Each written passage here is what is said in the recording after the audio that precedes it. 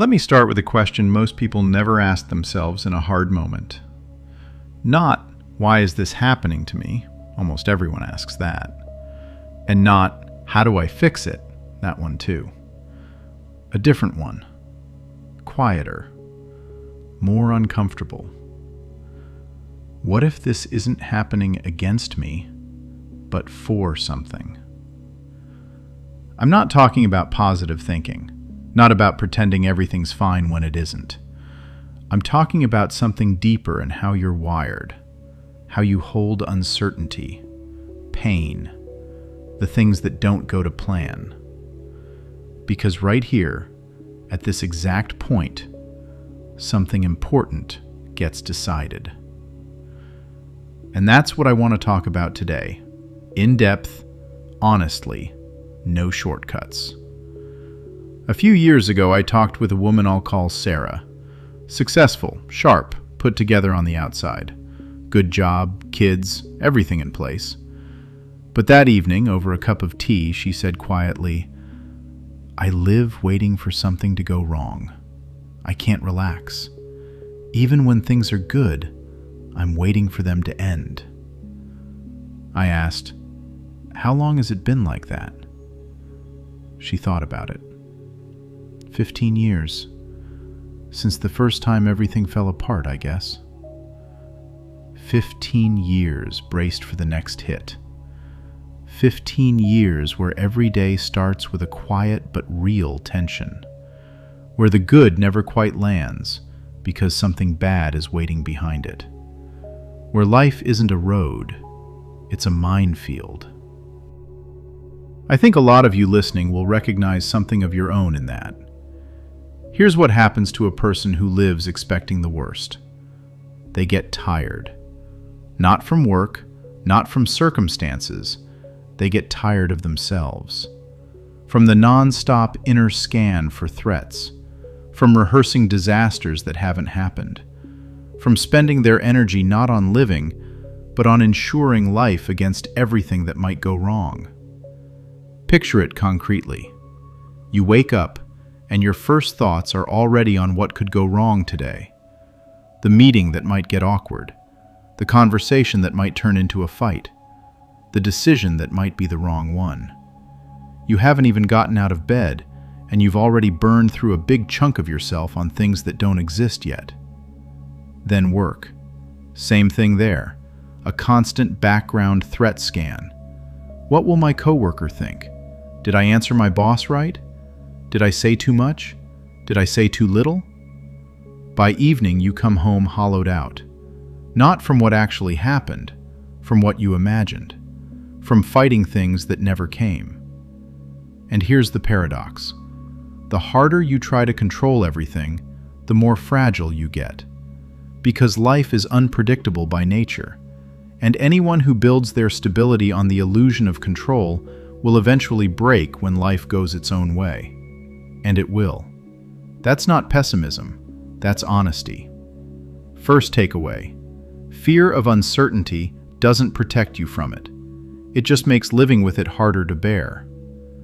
But let's talk about a different kind of person. You've probably met them. They're in every circle.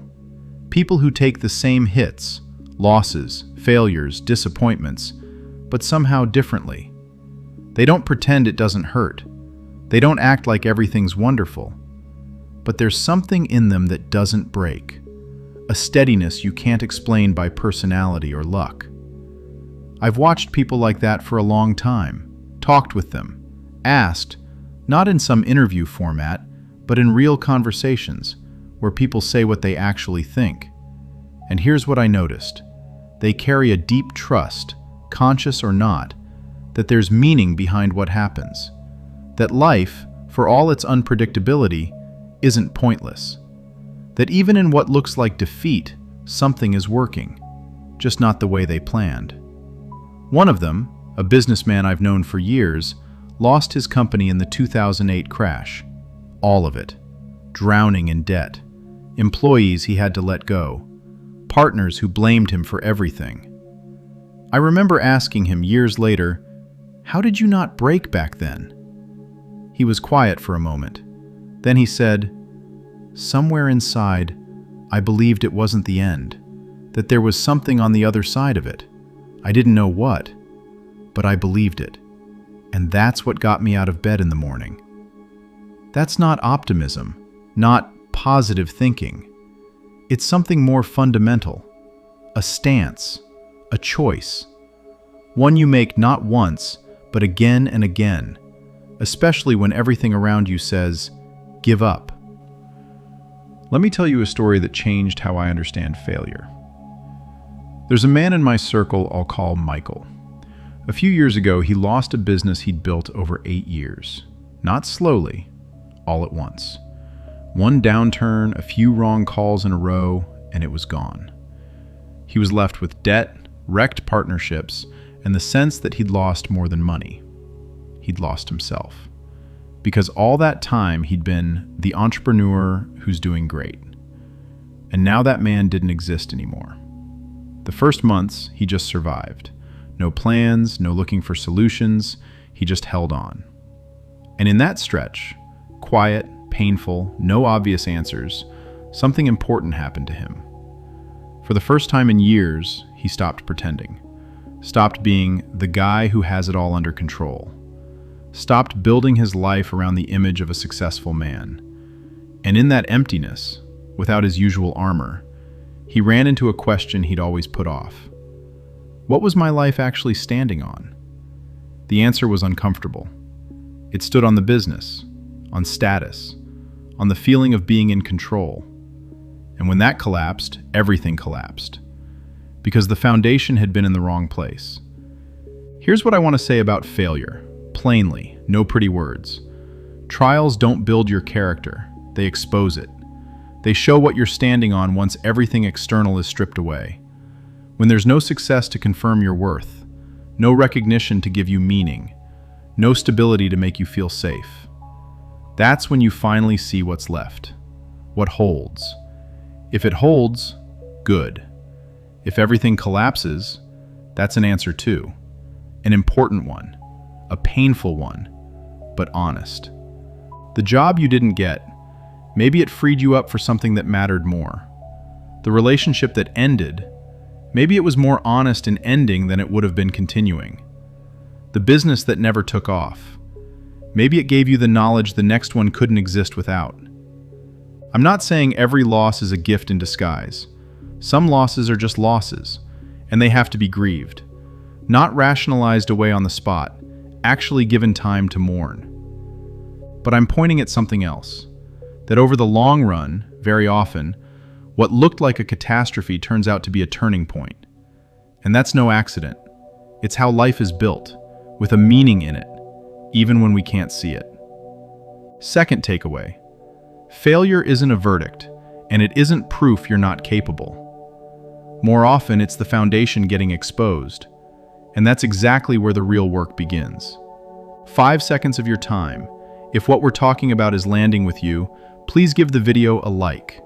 It helps the channel, and it lets material like this reach the people who need it right now. Thank you. Now, about fear itself, because it's the real center of this conversation, even when it seems like we're talking about something else. Fear of the future, fear of uncertainty, fear of losing. It eats a staggering amount of your resources. Resources you then don't have for living, for relationships, for brave decisions, for simply being present in the moment you're actually in.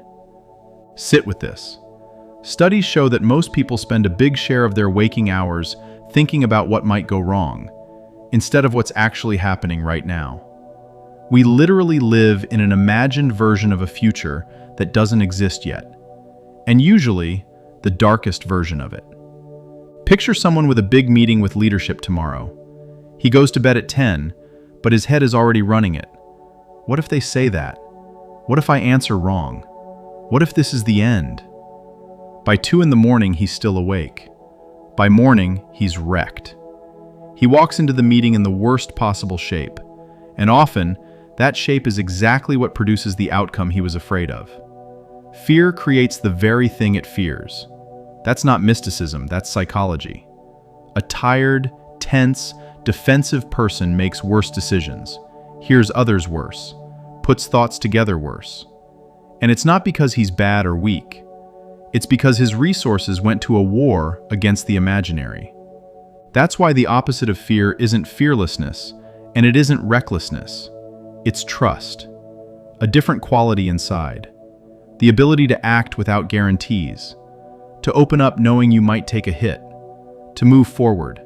Not because everything's clear, but because there's a ground under you that holds even when it isn't. But here's a question people rarely ask out loud. Where does that trust come from? Modern culture has a simple answer. From yourself. Believe in yourself. You're the source. Generate the right energy. Visualize what you want. It sounds great. It packages neatly into motivational videos. It sells well. But anyone who's honestly tried to build their stability on self-generated confidence alone knows it runs out, especially in a real crisis. Especially when you're falling for more than the first time. Especially when you're out of strength, with nowhere left to draw from. I knew a man, a high-level athlete I'll call Dennis, who spent years building his mental toughness on the technique of, I create my own reality. Affirmations, visualizations, the right mindset. It worked, for a while, until a serious injury knocked him out of his sport for a year and a half, and then all of it stopped working. Because reality turned out to be stronger than his mindset. And believe in yourself wasn't enough fuel for 18 months of pain and uncertainty. He told me afterward, I realized I'd been trusting myself, and myself got taken from me, along with my health and my career. I needed something that can't be taken. That's exactly it. Trust that lasts can't rest on anything you can lose. Health, you can get sick. A job, you can get fired. A relationship, it can end. Self-esteem, one hard season can take it apart. There's a fundamental difference between two kinds of trust. The first is trust in your own ability to cope. I'm strong, I'll manage, I'll find a way. It works, for a while, until the situation outgrows your supply of that strength. The second rests on something larger than yourself, on the conviction that there's a design behind your life, one that doesn't depend on your mistakes, doesn't collapse with your failures, and isn't canceled by your fears. On the belief that the one who made you sees what you can't, and doesn't leave you alone in it. That second trust is a different quality. It doesn't require you to understand everything. It doesn't require everything to go to plan. It asks one thing only, to honestly admit you're not all-powerful, and that this is okay.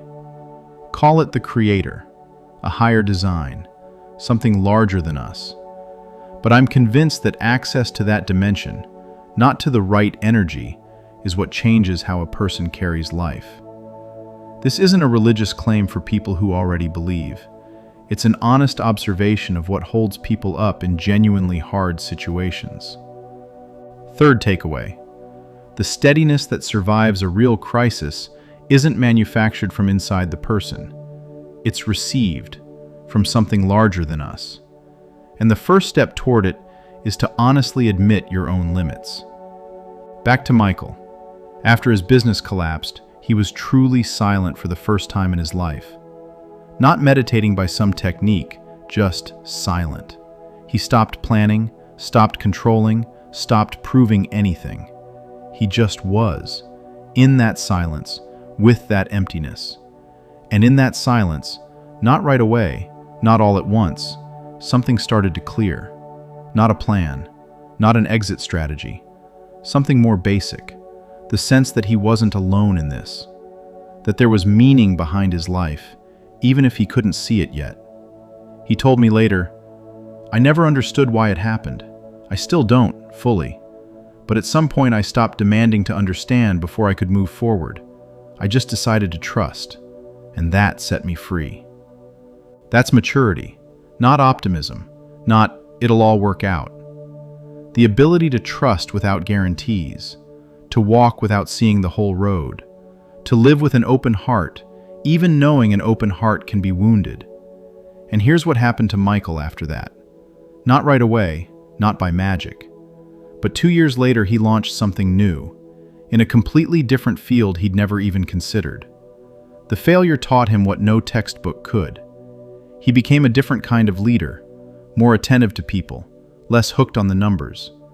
And when I asked him if he regretted what happened, his answer surprised me. No, I needed it to become who I am now. I wouldn't have chosen this road myself, but I'm glad it was there. Now to the practice. Because all of this isn't just a worldview, it's concrete choices you make every day. And I want to be concrete about it. First, stop spending yourself rehearsing disasters. This doesn't mean closing your eyes to real risks. It means noticing how much time you spend not actually solving a problem, but living it out in your imagination. There's a simple question that helps. This thought I'm having right now, is it solving anything, or just replaying the anxiety? If it's replaying, that's the signal. Stop. Switch. Not because the worry isn't valid, but because it isn't working as a tool. Second, learn to ask a different question in a hard moment. Not, why is this happening to me? But, what is this exposing in me? Not, how do I fix all of it right now? But, what's important to see here? That shift in the question, small on the outside, huge on the inside, changes the whole direction of your attention. From the posture of a victim of circumstances to the posture of someone learning from life. I know a woman who lost a job she loved. Her first reaction was predictable. Why me? I did everything right. But a few weeks later, she asked a different question. What is this teaching me about what actually matters to me in work? And the answer led her to a career turn she now calls one of the best things that ever happened to her. Not because the loss was easy, because she chose a different question. Third, act without waiting for guarantees. This is probably the hardest one, because we're wired for the logic of, give me certainty, and then I'll take the step. But certainty almost never comes before the step. It comes after, or along the way. Picture a beginning musician waiting until he feels good enough to play in front of people. He'll never play. Because the feeling of good enough doesn't come from thinking about it.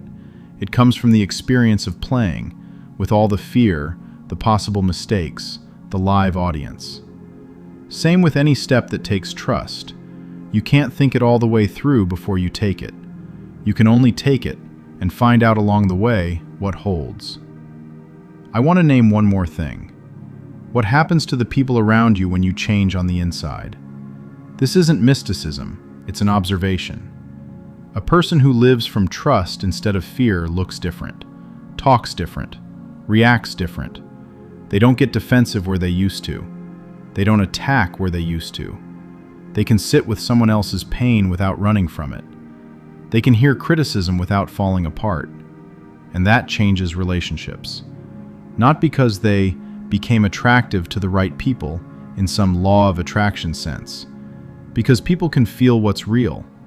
They feel it when someone is present, instead of hiding behind an image. When someone speaks from strength, instead of a need to impress. Dennis, the athlete I mentioned, said that after the injury and the long recovery, his relationships with his team changed. Before, I was the guy who was always fine, strong, composed. People didn't come to me with their problems, because I didn't seem like someone who understood weakness. After the injury, that changed. People started coming to me, because they realized I knew what it's like to not be okay. Pain you've walked through honestly opens something in a person that being closed off and being successful never will. But let me also say what you shouldn't expect. Trust isn't a guarantee that everything turns out fine in the way you mean it. It doesn't mean your business takes off, your relationships heal, and your health comes back exactly the way you want. It means something else. That you'll get what you need, not necessarily what you want. That the hard things won't disappear, but your relationship to them will change. That the road won't be the one you pictured, but there'll be a road. And there'll be meaning in it, even when you can't see it. It's a different category of hope. Not everything will be fine, but everything will mean something. Even the pain, even the losses, even what feels unfair. I'm not saying that's easy to accept. It might be one of the hardest things a person is capable of. Trusting what you don't understand. Walking where you can't see. Accepting that control is an illusion and meaning isn't. But it's that stance, not the right energy, not programming your brain for success, that gives a person what I've seen in the steadiest people I've known. A quiet, unflashy, but absolutely reliable foundation inside. Fourth takeaway, trust isn't a technique or a mindset. It's a decision to live from a different foundation. Not from the fear of losing, but from the belief that there's meaning behind your life, bigger than your plans and your failures. Let's talk about specific areas of life, because none of this is abstract. It's how a day actually runs. In work, the person who lives from trust takes the risk others keep putting off. Not because they're not afraid, but because fear isn't their main advisor. They start the conversation that's been needed for a long time. They pitch the idea they used to keep to themselves. They change direction because they know the right choice matters more than the safe one. In relationships, they open up deeper. Not because they've stopped fearing rejection, but because they know that staying closed has a price too. And that price is a shallow connection with the people you love. In health, they catch the body's signals earlier because they live more awake, less on autopilot. They notice tiredness before it turns into burnout. They change their habits not out of fear of illness, but out of respect for the body they were given. And with money, they invest in their growth, their work, their relationships. Not because they're sure of the outcome, but because they know that clenching up out of fear has a price too. The person who never puts anything in isn't holding on to what they have. They're just losing it more slowly. One principle runs through all of these. Acting from trust is fundamentally different from acting from fear. The first opens you up. The second closes you in. And over the long run, that difference is what decides what kind of life you end up with. I want to come back to Sarah. We saw each other a year after that conversation. She looked different. Not because everything in her life had gotten perfect. No, there were plenty of new problems. But there was something else in her. Less tension, more presence. She said, "At some point I just decided to trust. Not myself, not my circumstances. Something larger. I can't explain it logically, but it got easier to breathe. And I started noticing things I never used to see. Good things that had been there all along." That's what I'm talking about. Not magic, not the law of attraction. A shift in vantage point. When you stop looking at life from a posture of threat, you start seeing what used to sit in your blind spot. Not because it wasn't there before, because the anxiety was blocking the view. And one last thing, the final thought all the rest was probably leading to. I don't know what you're going through right now. I don't know how heavy it is. I don't know how many times you've already tried and ended up back in the same spot. I don't know what exactly keeps you locked in chronic anxiety or in that clenched state. But here's what I do know. A human being isn't built to carry the weight of their life alone. Not because they're weak, because that weight was never meant for one person. It was meant to rest on something larger, on a support that won't collapse, on a foundation that doesn't depend on circumstances. The Creator, if you'll let yourself use the word, doesn't see you through the lens of your failures and fears. He sees you through the lens of a design that was there for you before you ever did or didn't do anything. And that design isn't canceled by your mistakes. It isn't revised because you fell. It doesn't end where your strength ends. That's a different foundation. Not a positive mindset, not the right energy, not a self-programming technique. A living trust in the one who knows you deeper than you know yourself. And the first step toward it isn't some great feat, not a revolution, just an honest admission. I'm not all-powerful. I don't see everything. I need help that's bigger than me, and I'm opening up to it. That's enough. To begin. You don't have to clear away every doubt before you choose to trust.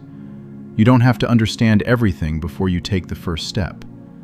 You just have to decide, today, from here, from the place where you're standing right now, I'll try it differently. Not from fear, from something larger. The Creator doesn't turn away from a person who makes that choice, even hesitantly, even with doubts, even when the choice has to be made again tomorrow, because today was hard again. Change doesn't begin when everything gets good. It begins when a person stops demanding guarantees and decides to walk. Not because they can see the whole road, because they trust the one who can. If this video helped you and you haven't liked it yet, please do that now. Any comment helps it travel too.